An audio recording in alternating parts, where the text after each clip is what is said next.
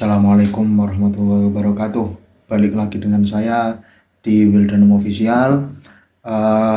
Di video kali ini ya kita akan bahas rekapan timnas ya di Piala Asia 2023. Kemarin Indonesia ya kita tahu berhasil melangkah ke 16 besar ya, dan itu menjadi sejarah ya di perhelatan Piala Asia. Tapi sebelum ke situ, saya tidak bosan-bosan untuk selalu mengingatkan kalian untuk berbahagia ya, untuk selalu mendoakan semoga sehat-sehat selalu ya, diberikan kesehatan, selalu diberikan kemudahan dan diberikan kebahagiaan ya, untuk selalu menjalani kehidupan kita sehari-hari. Oke. Dan jangan lupa ya subscribe untuk selalu dukung saya, like-nya, komennya untuk membangun dan juga mengembangkan channel ini butuh dorongan dan juga kritik kalian semua ya. Saya doakan selalu semoga rezeki kalian lancar-lancar semua, amin. Kita akan bahas rekap dari timnas Indonesia di Piala Asia. Tapi sebelumnya saya mohon maaf karena kemarin juga tidak langsung ya, artinya tidak langsung membuat video karena ada beberapa hal ya, karena memang susah sebenarnya.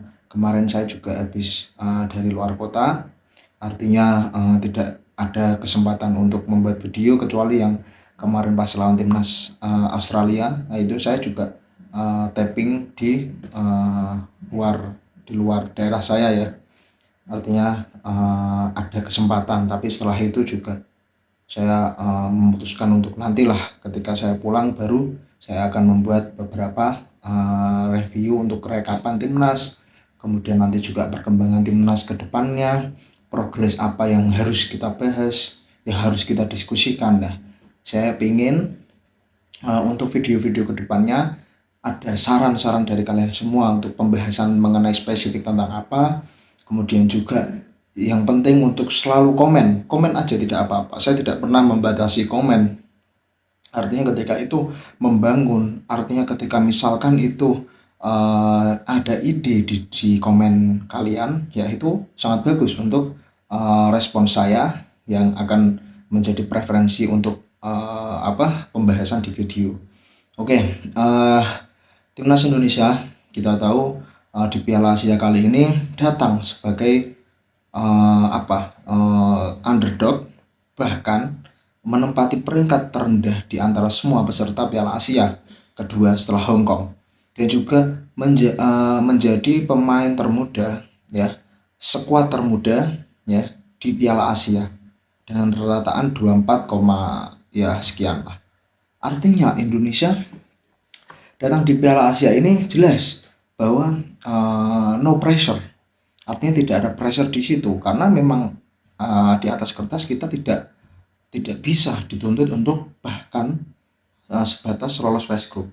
Maka dari itu saya juga awalnya memprediksi ya, secara optimistis saya mampu, sebenarnya tidak ada yang tidak mampu gitu.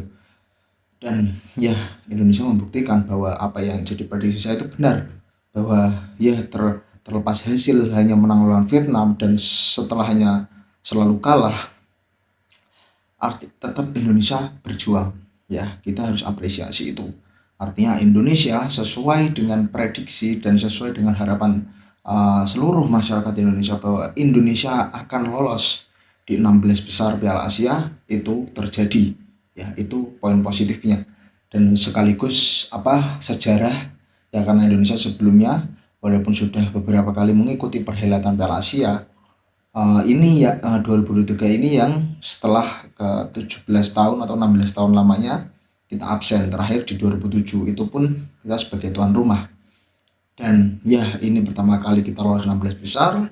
Kita patut syukuri karena ya yang kita butuhkan itu hal-hal seperti ini untuk selalu menjadi motivasi bagi pemain. Dan juga ya melihat lawan-lawan yang kita lawan di phase group kemudian 16 besar, itu semua adalah tim-tim yang berpengalaman ya. Ini menjadi pengalaman pemain-pemain timnas, khususnya pemain-pemain muda ya, banyak sekali kok pemain yang masih under 23 itu masih banyak. Nah, jadi itu apa ya, menjadi pengalaman yang sangat berharga. Siapa tahu semoga beberapa penggawa dari timnas yang kemarin di klubnya masih sering menjadi cadangan, belum dipercaya. Nah, setelah adanya Piala Asia ini menjadi momentum untuk mereka bangkit. Ya, pemain-pemain seperti Ivar, pemain seperti siapa itu, Rafael Struijk di ADO Den Haag, kemudian kalau Justin Hubner udah reguler ya mainnya di Wolves under 21, kemudian Marcelino juga, dan banyak pemain lain lah yang perlu ya jam terbang yang sangat banyak yang reguler di klubnya untuk meningkatkan kualitas permainannya ya. Oke, kemudian untuk timnas sendiri ya, bergabung dengan tim-tim yang sangat relatif susah ya. Saya kira bahkan di grup Indonesia ini adalah grup neraka awalnya gitu.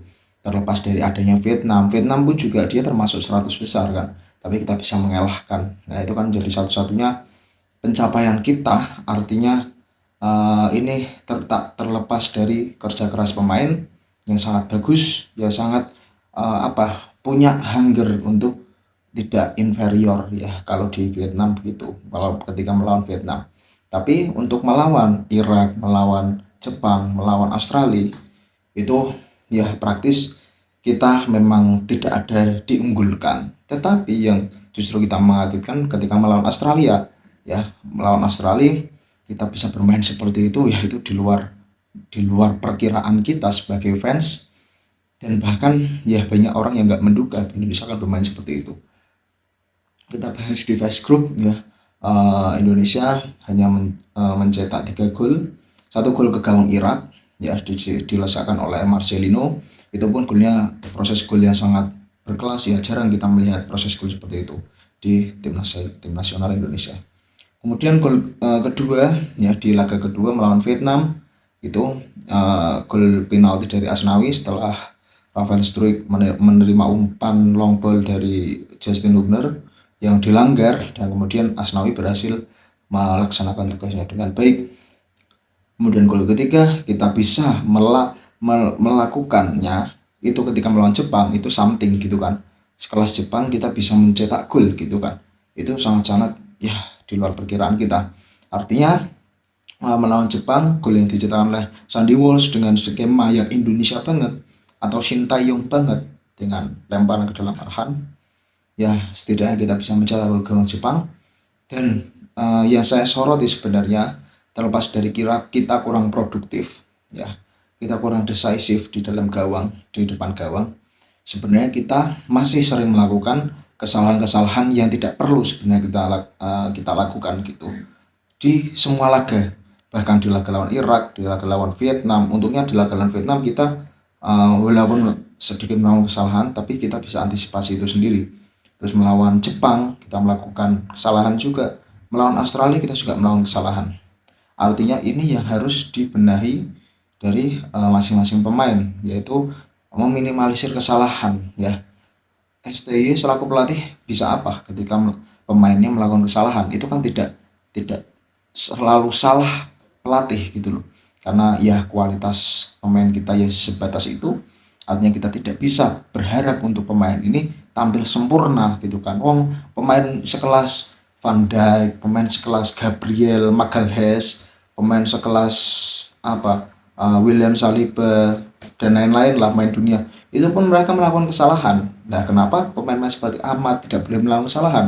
Itu kan mustahil gitu. Nah, maka dari itu ya harapan saya untuk kedepannya itu bisa dikurangi ya. Kemudian Indonesia melawan Australia ya, kita sudah bahas di video sebelumnya, tampil sangat-sangat di luar perkiraan kita, yang harusnya secara di atas kertas kita itu pemainnya bertahan ya, bertahan dalam menunggu reaktif, tapi justru itu kebalikannya. Kita berani memegang bola, berani holding the ball, berani melakukan ball position ya, berani melakukan kombinasi dan lain-lain, pressing yang tinggi sehingga beberapa kali menyulitkan pemain Australia ya. Kita pun juga dipuji kan beberapa media di luar ya, bahkan Sintayong mengakui sendiri bahwa melawan Australia adalah laga terbaik Indonesia di Piala Asia, mungkin setelah lawan Vietnam ya. Ya kalau kita bandingkan beda Vietnam dengan Australia. Betul. Maka dari itu ya saya pun juga secara pribadi bukan lawan Vietnam. Ya, lawan Vietnam oke lah kita terbaik. Tapi lawan Australia justru ini pertandingan terbaik menurut saya di Piala Asia, terlepas dari skornya. Kita tidak pernah membahas masalah skor karena skor itu bagaimana pemain punya skill untuk finishing ya, terus apa laki ya, keberuntungan dan lain-lain ya, semua bisa terjadi. Tapi untuk permainan timnas ya, itu harus dinilai dari progres itu tadi, bermain, cara pendekatan pelatih kepada pemain seperti apa dan lain-lain.